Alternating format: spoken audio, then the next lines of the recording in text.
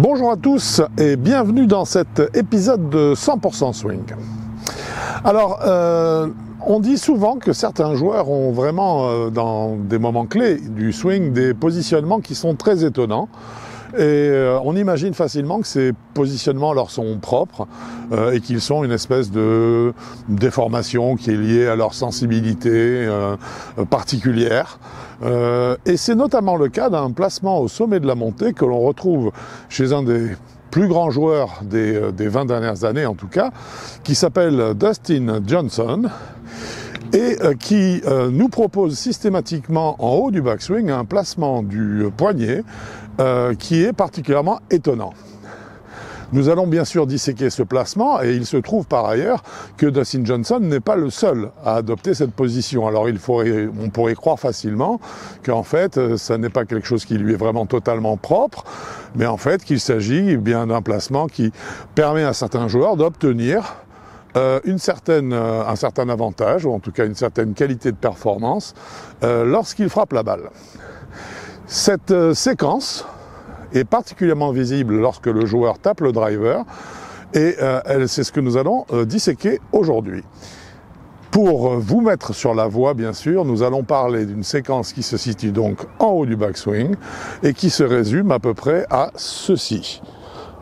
Vu de ce côté-là, ça vous sera assez peu parlant, mais si je vous le montre de là, je suis sûr que cela va vous dire quelque chose.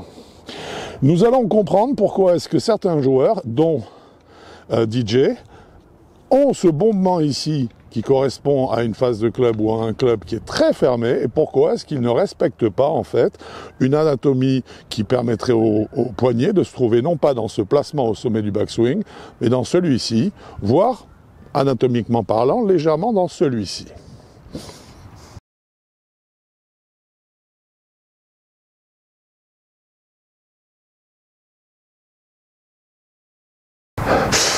Mais avant de rentrer dans le détail de la mécanique de swing qui fait aboutir le joueur à ce placement au sommet de la montée, il faut comprendre une chose, c'est que lorsqu'on arrive sur le circuit pro, lorsqu'on commence à jouer des tournois professionnels, la chose qui est la plus impressionnante, en fait, c'est la puissance des joueurs. Alors bien que Dustin Johnson soit un gros gabarit, Scottie Scheffler, qui est aussi adepte dans une moindre mesure de ce type de placement, est également un gros gabarit. Donc en fait, on pourrait imaginer que ces joueurs-là possèdent naturellement une puissance phénoménale.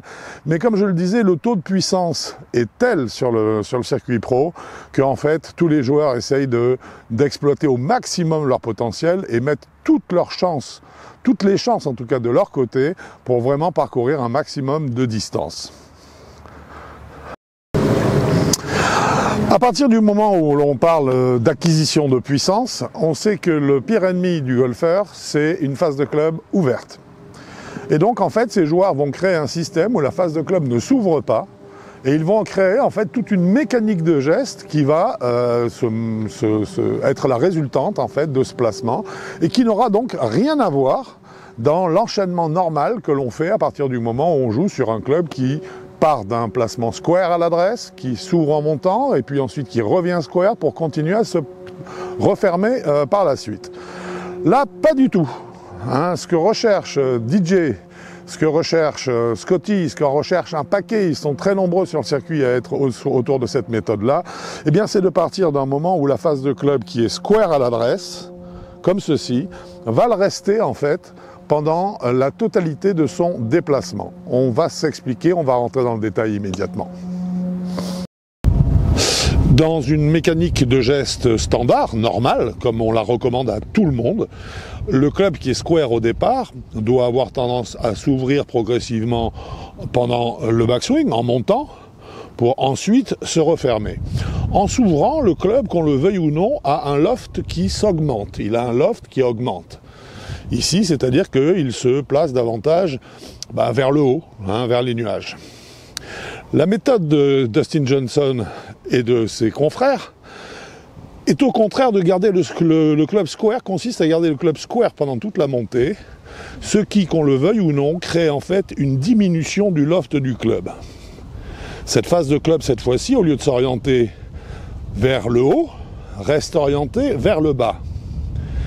Si j'élargis maintenant le champ et que je poursuis ce mouvement de démarrage, eh bien nous allons voir que mon poignet va subir une torsion qui forcément va l'inciter à se positionner, eh bien, comme vous le voyez chez Dustin Johnson ou chez Scottie Scheffler.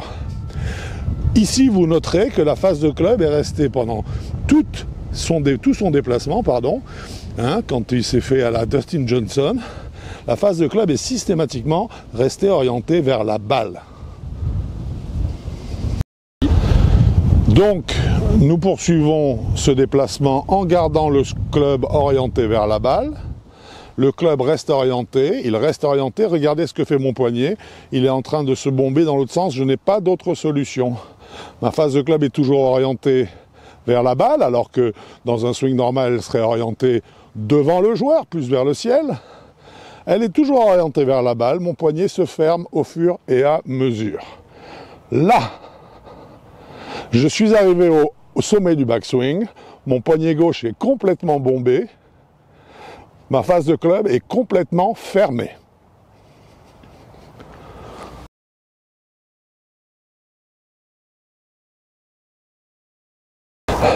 De ce placement-là, que j'ai obtenu en vous montrant que mon club restait square pendant tout son déplacement vers la balle.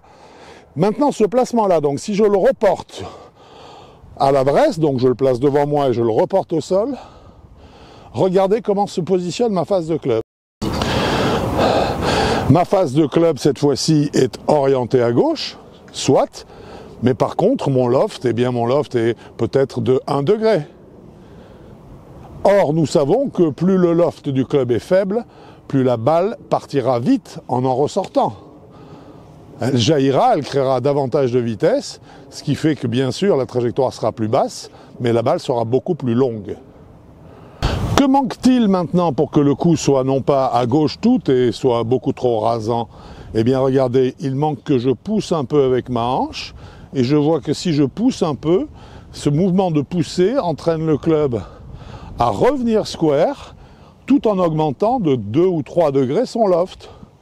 Je me retrouve cette fois-ci avec un loft acceptable, inférieur bien sûr à mon loft initial, donc j'aurai beaucoup plus de puissance au passage, et ma face de club étant square, ma balle finira cette fois-ci tout droit.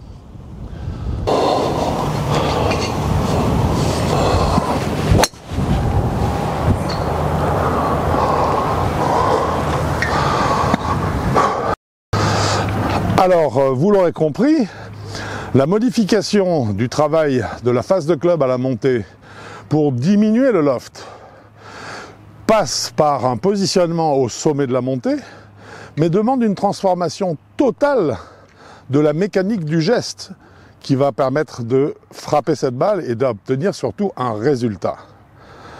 La véritable question qui se pose donc, c'est la suivante, est-ce que c'est une chose que vous devez essayer et est-ce que cela peut vous être bénéfique dans l'idée d'un gain de puissance? Eh bien, soyons directs, on ne va pas se mentir, non, vous ne devez pas essayer. Alors pour quelles raisons? Il y en a plusieurs, il y en a pas mal. La première, c'est que c'est une conception de la montée et du swing qui demande un énorme physique et une condition de physique vraiment irréprochable parce que c'est très contraignant, notamment au niveau articulaire. Et croyez-moi, puisque j'ai tenté ça pendant 2 ans quand j'étais joueur, c'est un système de jeu qui peut avoir des conséquences à terme sur votre système articulaire parce que c'est vraiment très exigeant à ce niveau-là. Ensuite non, parce que ça demande également au niveau des appuis d'avoir parfaitement assimilé en amont l'action des jambes, parce que c'est un swing qui va non plus laisser participer l'ensemble des parties du corps, mais qui va se baser beaucoup plus sur une action du bassin qui sera générée par la puissance en fait de vos appuis, donc de vos jambes. Voilà déjà 2 raisons. Une troisième également serait de dire que c'est une façon de travailler qui demande d'avoir une très bonne maîtrise du plan de swing, des avant-bras très solides et une gestion globale des effets de balle qui soit déjà à la base excellente.